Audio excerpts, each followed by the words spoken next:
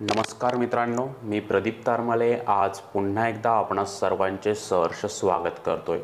मित्रांनो, अतिशय दर्जेदार माहिती घेऊन आलोय। तब्बल 41 कोटी रुपये शेतकरी बांधवांच्या खात्यामध्ये जमा झालेले आहेत।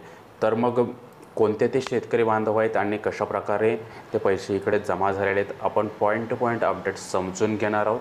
चॅनलवर आपण पहिल्यांदा आलेले असाल तर चॅनल सबस्क्राइब करा, जेणेकरून येणारे अपडेट्स आपल्याला फ्री ऑफ कॉस्ट पाहायला मिळतील।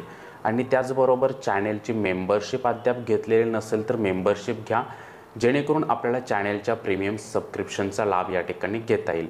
तर मग आता मेंबरशिपमध्ये आपल्याला काय मिळतं हा जर प्रश्नचिन्ह आपल्या समोर असेल तर वर आयकॉनमध्ये मी डिटेल व्हिडिओ दिलेला आहे, तो पाहून आपण या ठिकाणी जॉईन करू शकता। तर आता पुढे अपडेट्स पाहायला जाल तर यामध्ये आपल्याला पाहायला मिळते की तब्बल शेतकरी बांधवांच्या खात्यामध्ये प्रलंबित असलेली 41 कोटी रुपयांची या ठिकाणी निधी म्हणाल किंवा अनुदान म्हणाल हे जमा करण्यात आलेले आहे। स्क्रीनवरती अपडेट्स पाहायला मिळते।